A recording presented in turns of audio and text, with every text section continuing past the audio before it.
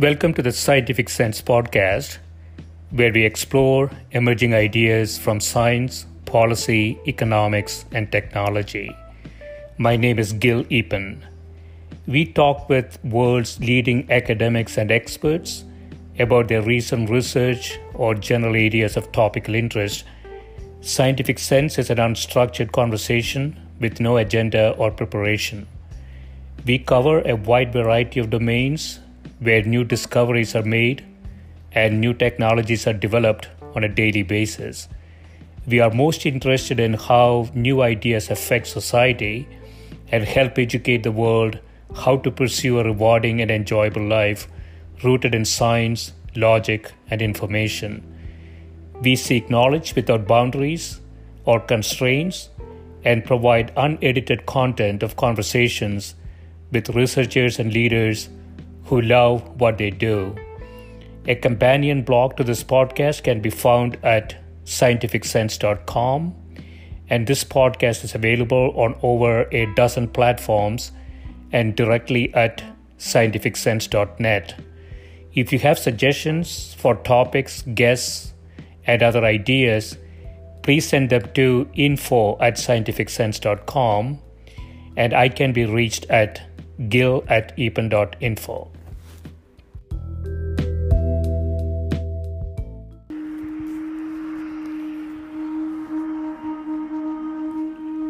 Wondering what is happening to the world. Everything is changing.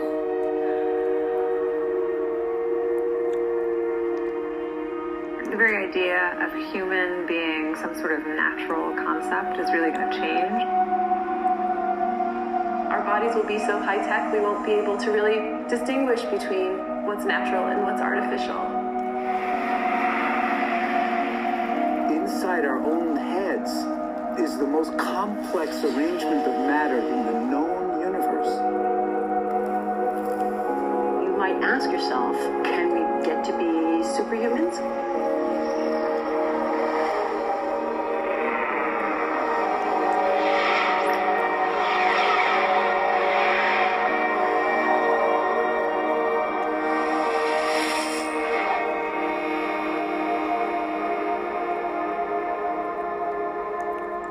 The original Industrial Revolution was driven by the discovery that you could use steam engines to do all kinds of interesting things. But that was followed by additional revolutions for electricity and computers and communications technology. We're now in the early stages of the fourth Industrial Revolution, which is bringing together digital, physical, and biological systems. One of the features of this fourth Industrial Revolution is that it doesn't change what we are doing, but it changes us.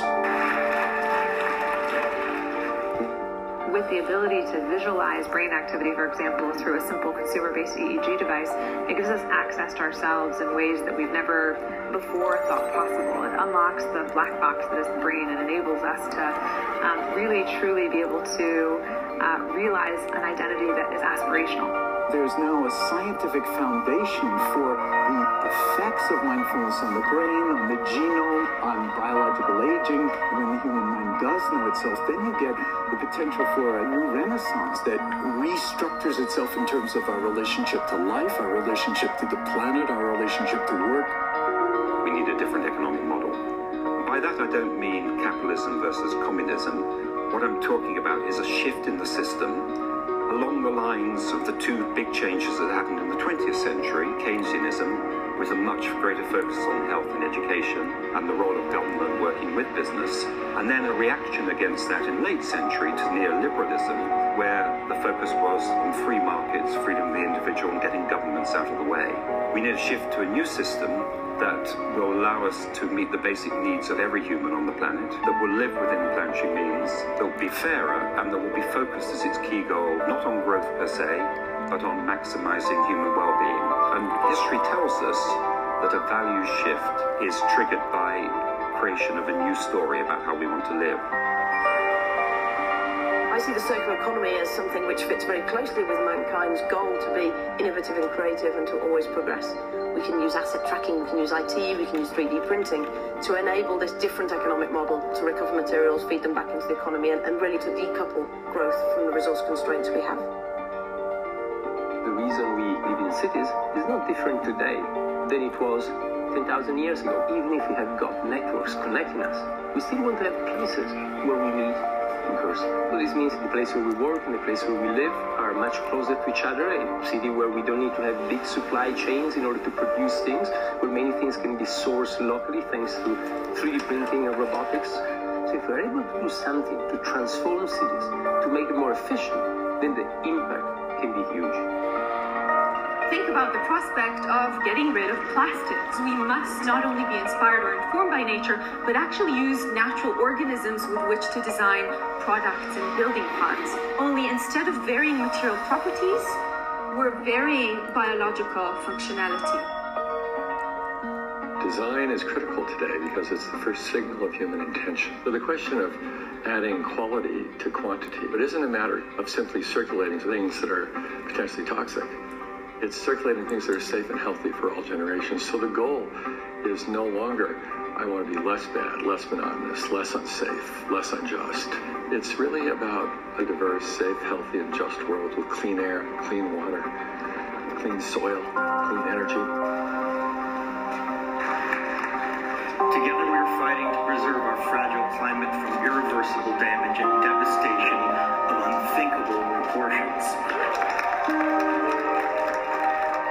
If we think about the original Industrial Revolution, it was an energy revolution. I like to think of it as a kind of bookending of a period in human history during which we used fossil fuels, and it worked very well for us for a long time.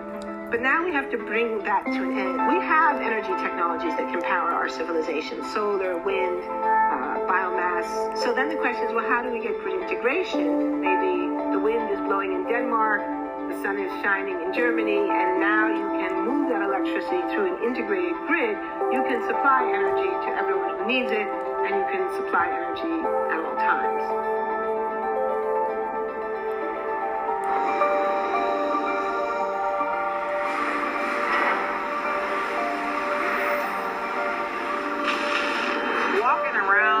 See different stuff as far as like the body marriage line. They use a lot of things that help them lift up and move things to the car. You just sit there and, program something, and if it has its own set mind to go ahead and do everything. And then as humans, we just come in and take the extra steps to help the technology. It's not the cure-all for everything. There's definitely a lot of things where people perform the operation better, but certainly for the right applications, robotics are a huge improvement for the process. The prediction of 5 million jobs lost by 2020 to technology is serious, but it's not the main question. Construction, manufacturing, services, public health and education, these industries will still exist. The main question is, what will be the future of work? How will we define work? How will we share the wealth? From the viewpoint of the labor or jobs, now we really need a new education or new training.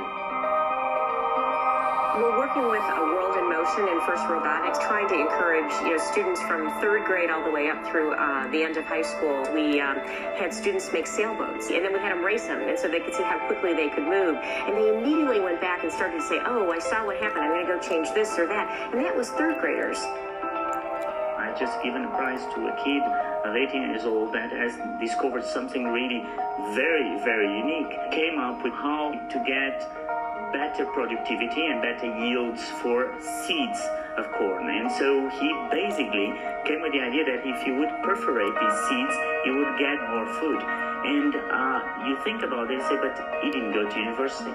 So how does he get all that knowledge? And he told me, I've been watching YouTube since the age of 12, and I'm so interested that I've seen everything about it. I've read everything about it. The world is really open to learning. The thing is, how do you give the incentive to your kids to do that? It's this ability of digital technology to to change outcomes, to truly empower people all over the world that can create a more equitable growth, because I think the world needs that. Fourth industrial revolution has the potential to make inequalities visible and to make them less acceptable in the future, and hopefully together we garner political support to take the necessary decision to reduce the gap. Humans have always been using tools, but because of the recent advances in technology, we're beginning to have machines that can augment us in all sorts of interesting ways. I was the first person in the world to be able to voluntarily move my legs while stepping in a robot by exciting the nervous system using electrical stimulators directly onto the spine. We believe that a cure will be possible if enough of the right people have the will to fast-track a cure for paralysis.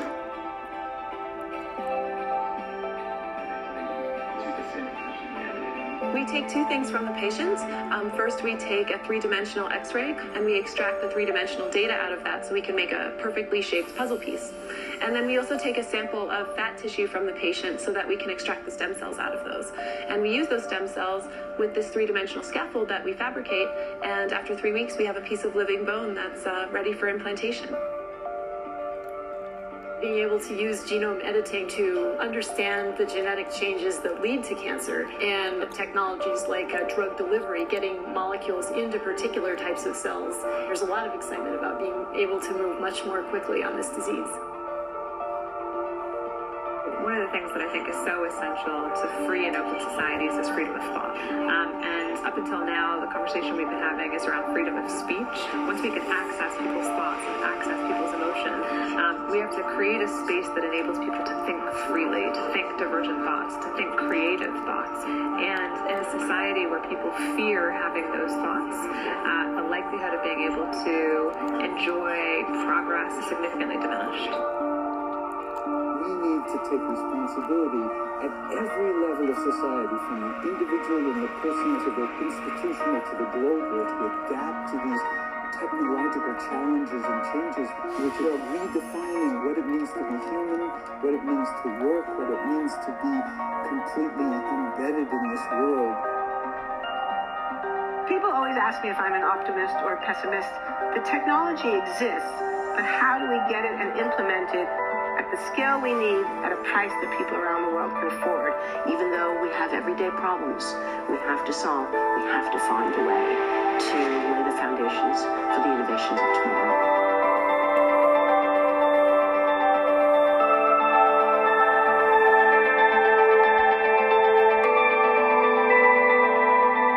My guest today is Mr. Lofred Madzou, who is a project lead for AI at the World Economic Forum, where he is responsible for managing various global multi-stakeholder artificial intelligence policy projects. Before that, he was a policy officer advising the French government on AI policy and regulation. He has co-written Chapter 5 of the French National AI Strategy, entitled What Ethics for AI? Welcome, Lofred. Thank you for having me. You are intimately involved in the Center for the Fourth Industrial Revolution.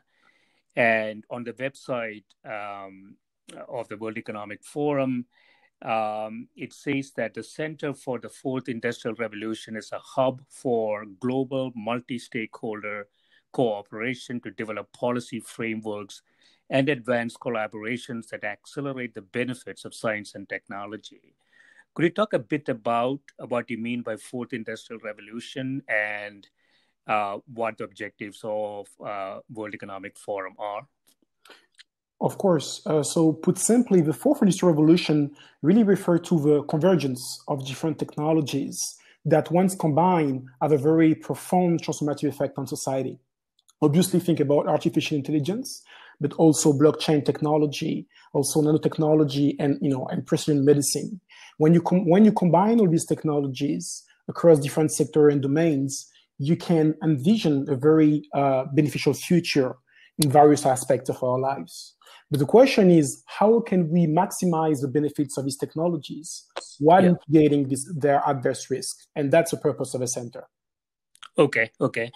Yeah, so I know that this is not your focus area, but when I thought about it, I also felt that the previous revolutions, humans were an integral part of it. In this revolution, really, it's going to change the human.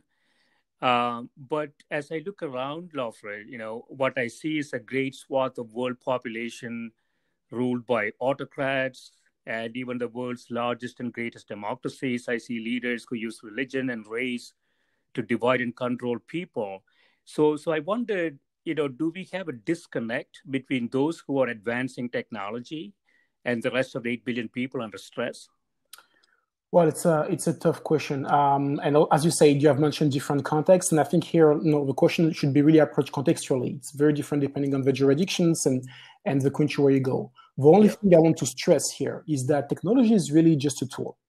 And as you said, yes, it brings with potential great benefits, but it really depends on how it is being used, not only by actors in the industry, but also policymakers that shape the very context in which the technology develops, right? And also the inclusiveness. Inclusivity has to be key here. We need to make sure that we harness this technology for the greater good by also enabling citizens and civil society organizations to be part of a shaping of these technologies. And that's really the purpose of my work. Yeah. So clearly the policymakers have to get involved in a systematic way with this. And so, the question I had was, how do you plan to integrate sort of the optimum policy prescriptions that you may get from a technology perspective or from a social science perspective with actual implementation of that at the societal level? What is the connection there that you intend to pursue? So it's a very, very important question. I will say two key words and develop on them. The first one is multi-stakeholder, and the second one is pilot-based.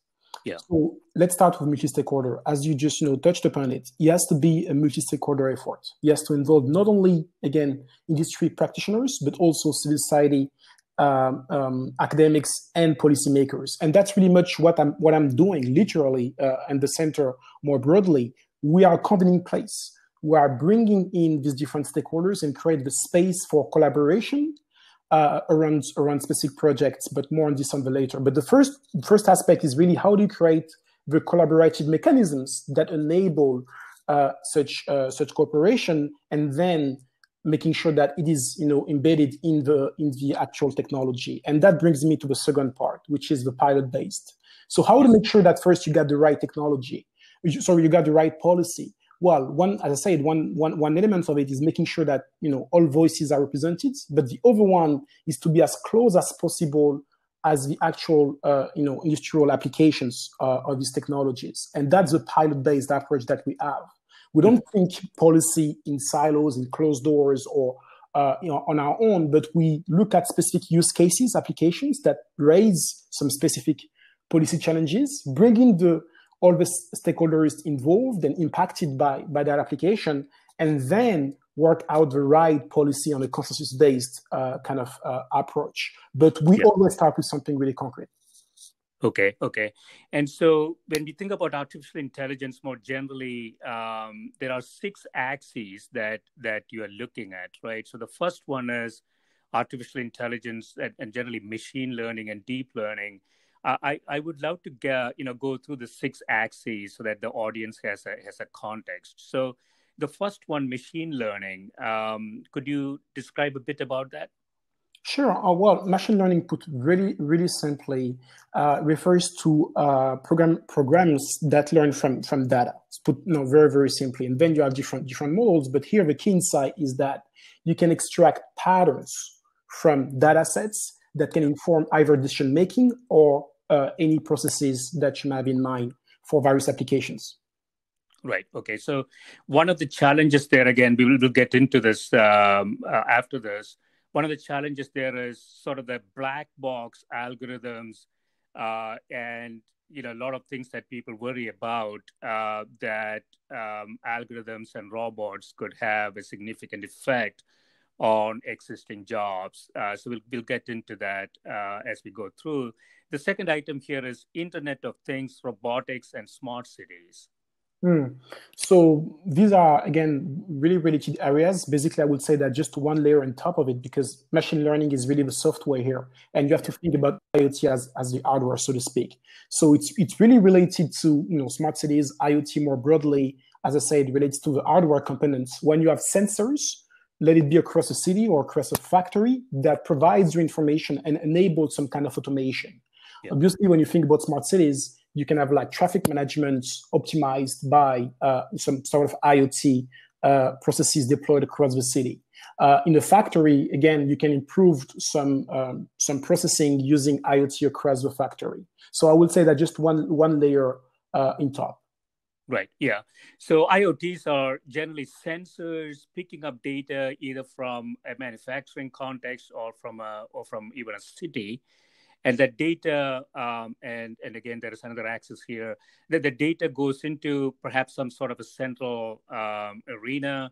It might be analyzed, and maybe some sort of decisions then fed back into devices that could be used in that way, right? Yes, exactly. So the third one here that got a lot of attention more recently is blockchain and distributed ledger technology. And I know that there's sort of applications in finance and other areas. You want to talk a bit about that? Sure. Blockchain is really, relating, as I said, like distributed ledger. Blockchain is a technology that really enables some kind of, distributed collaboration. And I will insist on the collaborative aspect. When you think about blockchain, people are quick to, think about Bitcoin, and cryptocurrencies. That's really the main, I would say, developments. But at the core, that's a technology that enables the transmission of information in a transparent, secure, and distributed way. Yeah. So privacy is a big issue here, as well as safety, right? So blockchain provides some interesting aspects to privacy and safety, and because of that, it has applications in healthcare and finance and other areas. And the fourth area here is largely data policy. So data is exponentially increasing. It is getting distributed in terms of storage, and again, privacy and access issues of data is becoming more of a concern, right? Exactly. So just for the the listeners to that podcast, we are here like going through the different departments of the center, of our center, and data policy. Why having distinctive department on this? Because data is really not only is a really transversal, I would say, area here, horizontal area that really enables all the different technology that we touched upon. IoT, obviously, you have to manipulate data. Blockchain as well, and machine learning. But it raises so fundamental policy challenges that it deserves a distinctive kind of departments and specific projects. But that's really about regulating, I would say, the core components or enablers, sorry, I would say, of these different technologies. Right. Okay.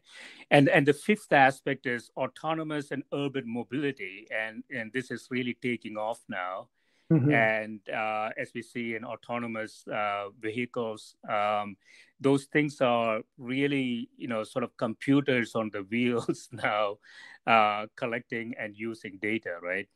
Exactly. Well, I mean, I think everything is in the title. I would say autonomous and self-driving cars. It's a bit self-explanatory, but here, what is really, I think, really interesting is that it brings in the different areas that we mentioned, and it really highlights the collaborative aspect of the center and also what is required for doing insightful policy making here. So when you think about self-driving cars, obviously you have machine learning, obviously that is involved. You have data that you process, huge amount of data, and hence the data policy. You also have a hardware, and referring to IoT. So that's really, I would say, an industry here, automotive industry, that really embodies the different dimension that we touched upon and requires a collaborative approach. Right. Yeah. And the last one is improving. So drones and tomorrow's airspace, and this obviously has a lot of policy and regulatory questions as well. Exactly, and that's pretty much similar to the point I made regarding self-driving cars. It's, we can make some comparisons here. Yeah. Yeah. So so one of the areas that you are directly involved is this facial recognition area. And you say over the past decade, facial recognition has emerged as one of the most powerful biometric technologies capable of identifying and verifying a person by comparing and analyzing patterns based on the individual's facial contours.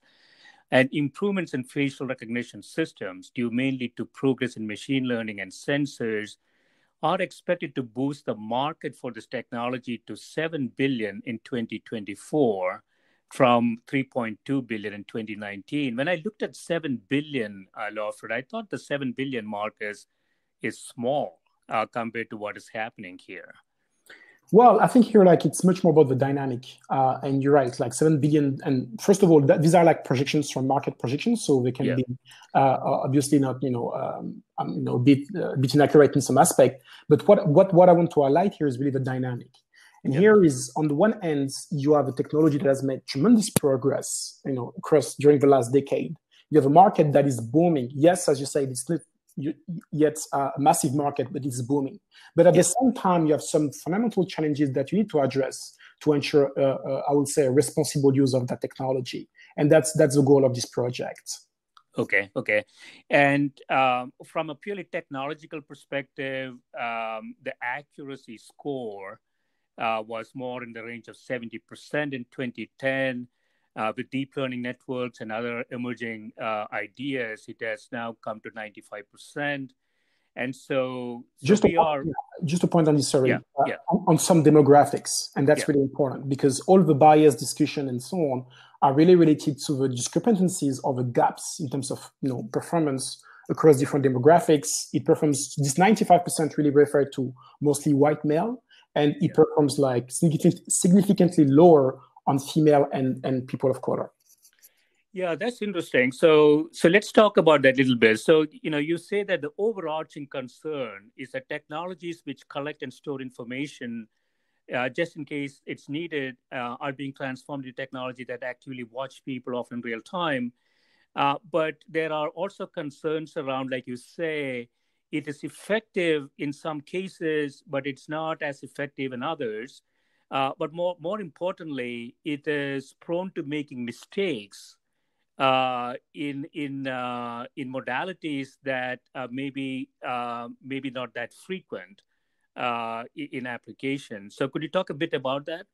Yes. So, and again, for the listeners here, we're referring to the white paper I published, accessible online and responsible use of facial recognition technology. And here, what I want to stress here is that you have some serious policy challenges. One of them, I said, is the bias across different demographics. And here, the key point here is these discrepancies may have different impacts on various people, and depending on the context and the use case, and then I'm going to give you a really concrete example, this impact can be huge on individuals and really detrimental. And the one key element here I want to stress is we have a use case-based approach. It means that as we're thinking, because we have an established project community, as we are thinking about this facial recognition technology, we're not thinking, I would say contextless or thinking only on the technology, but how it plays out in specific contexts. For instance, if you have to board your plane with your face, and that's one of the use cases being developed right now, the one we'll focus on, or if you use facial recognition to track and stop persons of interest, you may have a very different outcome if something goes wrong. And that's quite obvious, right? If you misidentify the wrong guy, and law enforcement misidentify the wrong guy, it can put his life at safety issues. But here, what I want to stress here, by distinguishing the different use cases, it's easier then to identify the related risk and then mitigate them. So hence the use case based approach. And so correct me if I'm wrong, what you're suggesting is that the reliability of facial recognition technologies has a high level of uncertainty. It seems to work very well for, as you say, maybe white male recognition, but it doesn't so much for other demographic characteristics. And that may be because these systems are, essentially learning from patterns fed to it. So photographs, and so it might be just a training set that might be dominated by certain types of people. And so how do you mitigate that issue, that it is, it's not necessarily going to be that reliable on items that it hasn't seen actually? So that's a very good question. And here is, I just want to zoom out and introduce our methodology. That's the right timing. Basically, you highlight one of the issues related to the data, but I really want to stress this point. The policy challenges related to facial recognition are not simply issues of data training and data testing. It goes way beyond this. So the first element of our methodology is called defining what is a responsible use of that technology in that very use case or context. And here we have drafted principles for action. Let me give you a really concrete example. What is a responsible use of facial recognition technology to board a plane, or for law enforcement, or for in the medical context, or for marketing? Think about a retailer. If you get into a shop tomorrow, what is a responsible use? These are different use cases, so the definition varies. That's the first element. Then, as you're going to get closer to your point, then you have a set of best practices that we have drafted for the designer of a system, and saying, once we agree, and that definition has been set by our multi-stakeholder group, once we agree, we can move on some kind of implementations. And the best practices are really for the product teams, and saying, check, and as you said, one of them is the data plan. Be really careful about the distribution of your data sets and how different demographics are represented. Make sure that you have informed consents. Make sure that you are, not only if you're operating with European data, make sure that you are compliant with the GDPR and so on. And then on top of this, we have drafted a kind of self-assessment tool that enables practitioners and companies to self-assess themselves and make sure that they're using this responsibly. Yeah, so the definition of use, let me ask you this, Lofred. One of the issues, and we will get into regulations in a minute, one of the issues is that this is a changing technology. It's actually exponentially changing. And so whatever definitions we may have for responsible use today may be either invalid or outdated by tomorrow. So, this is sort of a dynamic situation. So how do you handle something like that? I will say that's an interesting point. So here I will say that first element is we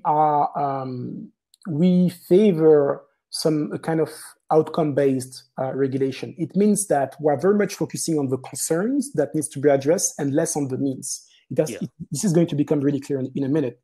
Here just means that the very concerns that we have related to that technology are likely to be really stable. One of them is, non-discrimination. We are concerned and want to make sure that the technology is not discriminated against, and that concern is unlikely to change anytime soon, right? So that's the objective, right? Yeah. I can go on and on and on. Privacy, consent, and so forth. So I would say that these concerns are pretty stable. And then you have a question of how do you enforce, or what kind of tools you create to make sure that these concerns are addressed. And here you're right. You have a moving target here. The technology is evolving. There's a level of complexity here. How can you address this one? I'm just going to give you a concrete example. On the flow management use case, with that huge community, that expert community over a year, it took us around a year to move from define, design, and then assess, and now we're into the audit aspects. We have looked at three key dimensions in terms of addressing this concern. So first one is related to data governance. Yeah. Once you define what is a good governance of the data, you go on to actually design a tool. And here we have designed an audit process. We're designing an audit process. And that's where it's a bit complex, but we're looking at what kind of processes can ensure sound data governance of the system. The second dimension is performance. And here it's really about not so much establishing a standard, because that's not our role. That's the role of policymakers and regulators, but at least creating some requirements of transparency regarding the actual performance of a system in operation. So people get to know what the system is actually doing, and we enable a kind of documentation of the system that may, again, help policymakers on the long run. That is likely, sorry. And the last dimension, the UX of a system, is how do you design a system that empowers end users? Concrete example, again, at the airport, how do you inform me, how much in advance you inform me that lane is for facial recognition technology? Is there any reasonable alternative if I don't want to go through that lane? Is there any human presence or alternative if a system is not working properly, and so on? So we're designing a set of processes that once implemented should mitigate the risk mentioned. Okay. And so I'm not an expert at this, Lofred. So from my perspective, what I'm taking away from this is, sort of regulation based on first principles, which is data governance. So really kind of looking at the raw materials that could be used for a lot of different use cases in the future. You have to have some kind of a robust governance around that.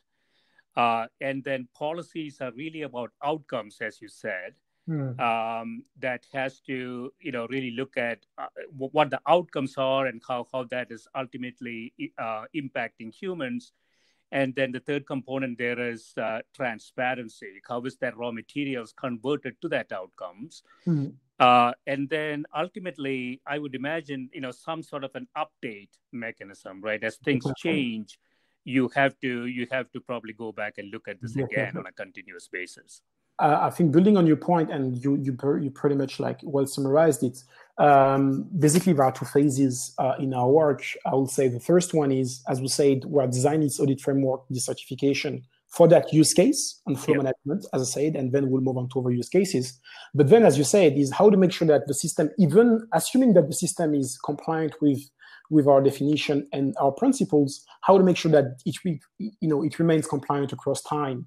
And there, obviously, you have to have some kind of revision of the system across time. And that's something we're working on now, to have this kind of annual review, or annual might not be the right time, actually. It might be more or less, but we're working on this aspect as well right now. Right, yeah. So I want to get into the pilot project that you have, Reimagining Regulation for the Age of AI. And this is sponsored by the government of New Zealand. And, you say government officials throughout the world are increasingly aware of both the opportunities and risks associated with AI, and urged to act as AI's influence over society increases at a fast pace. You want to lay out what the pilot project is trying to accomplish? Definitely. So the first project that we're discussing is anchored in France on facial recognition, and this one, that's my other project, anchored with New Zealand. And here it's really about how do you upgrade your regulatory framework for the age of AI. And here I just want to be really clear with people is many of the challenges that we have highlighted here, for instance, those related to privacy, are pretty well defined, I would say, and there's nothing really, really new here. But some dimension brings another layer of complexity. Think about the black box aspect and explainability and so on. So my point here is upgrading doesn't mean starting from scratch, far from beyond. It's really about what is the existing regulatory framework, what are the holes or the gaps, how to address these gaps. And that's really what the project is really all about. And then in that effort with New Zealand, we have identified, I would say, 3 focus areas that requires further work and may enable on the long term that upgrade. The first one is national AI conversation. And that's, again, that may seem trivial, but that point is really important. There's a lot of confusion regarding what is AI, what is really doing, and what are the challenges that comes with it. And we think that the significant need for a conversation in bringing all segments of society and coming to terms with first, what is AI? And second, as I said, AI is nothing more than a tool. How do we want to use that tool for our collective well-being? And that's really the key element here in the first focus area. The second one is around the center of excellence. We have established a lack of expertise within governments. That's not true only in New Zealand, but across governments in terms of AI, on the technical aspect, but also the policy aspect. And here the question was really, how do you establish, how do you increase government capabilities and expertise on AI, both on the technical and policy aspect? Well, you create an internal kind of task force, and we're working out how that task force should operate and be coordinated across the New Zealand governments. Last but not least is really about the risk assessment aspects and risk benefits. As I always like to say, obviously, if there was only risk, we won't be using AI at all. So there are some benefits. That's really important to keep this in mind. And it's really about then trade-offs between risk and benefits. So what designs risk-benefit frameworks specifically for government use of algorithms, because the New Zealand government wants to use AI in various domains to improve public services, also like over the governments across the world, and want to add them, empower them in this exercise by designing this benefit risk assessment when they design and use such tool. Right. Yeah. Yeah. I mean, my view of regulation is that, and I like that, it has to be designed as a risk management system and not as, set of rules, because those rules may also have unanticipated impacts, sure. At the time of implementation, and that things are changing. I also worry about, Lofred, I want to get your perspective on this. The people involved in the design of the regulatory framework for this emerging area, they may be a little bit out of touch, right? I'm talking about, the politicians and the policymakers ultimately responsible for putting this into action. Many of them did not grow up with AI, and I would argue most of them, or a large percentage of them, don't really know what AI means. And so going back to my original question, we could devise good frameworks, we could devise good ideas, principles, but when we come to implementation, would we succeed there? What's your perspective? Well, first, I would like to change a bit that assumption. As I said a few minutes ago, actually, there's a more and more awareness about what is AI in government, but also what are the challenges. Thanks to the great work of researchers in academia, both from social sciences and from the STEM more broadly. And that knowledge now is being infused and shared with policymakers. So the awareness is growing. You're right. Many of them are not, I would say, even I don't like the term AI native, but I would say that they are not proficient technically in machine learning. They are still very much aware of what are the challenges. So that's the first point. Yeah. The second point is that's not enough. So that's why we say you cannot really design some policies in isolation. It has to be a multi-stakeholder effort. And going back to my experiments, we have tech companies involved. We have leading academics involved. Yeah. And we are providing expertise, insights along the way. So that's not a work in isolation. So I think that we have done a reasonable job, at addressing some of the pitfalls that you just touched upon. Yeah. And this pilot project is really good, and I'm gratified New Zealand is sponsoring it. New Zealand has been sort of on the top end of these types of ideas. So I'm pretty sure you're going to get a good understanding from there. And then the question is, how do these policies have to be sort of consistent across the world, right? So that is where the challenge is going to be ultimately. Good point. So that brings to the another element and key element of our work at the center. Yeah. We work across jurisdictions. So as you said, these projects, facial recognition and reimagining regulation, are sponsored by distinctive governments. But once we start in a government with one anchor partner, we replicate that work and increase the size of the project community as we go along. For instance, on the facial recognition, we are in a good discussion now with the Japanese government, which is also interested in this dimension. Same thing for reimagining regulation. We are also in discussion with other governments. It's not official yet, so I won't mention them. But my point here is that we are connecting other governments and making sure that this is scalable. This has to scale across jurisdictions. Right. Yeah. So in conclusion, Lofred, when you look forward 5 years, where do you think we will be? From a regulatory framework, from an overall consistent implementation across the world, and I'm talking AI more generally. What's your expectation in 5 years? Well, I'm not really good at predictions, but I would say that the future is always more challenging, is more surprising than what we think. I would just say the following thing. It's really up to us. And here, what I want to insist on is that we have full agency in how we're going to shape the future of AI and its regulation. And there are different paths here. One of them, and I think it's the wrong path, is a kind of fragmentation that I envision, saying basically more and more different countries having their own rules and not collaborating across governments. And you see what I'm referring to here in the broader context of, I would say, unilateralism and so on. Yeah. Or we can take the path of greater collaboration, enabling full-scale use of AI for the greater good.